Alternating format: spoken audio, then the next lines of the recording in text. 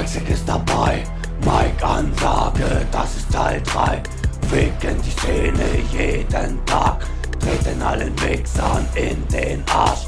16 Bars sind hingekackt, für John Harlem ein Azaha. 2013 wird gefickt, der Teufel wird gebankt, bis das Genick bricht.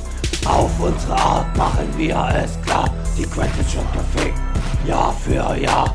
Was hab ich gemacht? Überfall bei Nacht, sie wird verschleppt und Quacksack sticht sie ab. Im Horrorhaus gibt es Krieg auf dem Beat, weil Hardcore mal wieder am Mic steht.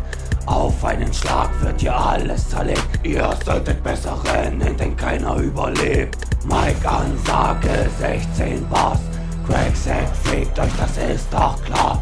So meine Fans, ich hau jetzt wieder ab zu meinen Atzen und rauch erstmal Gras. Ja, Quacksack, Hardcore Entertainment, 16 Bars.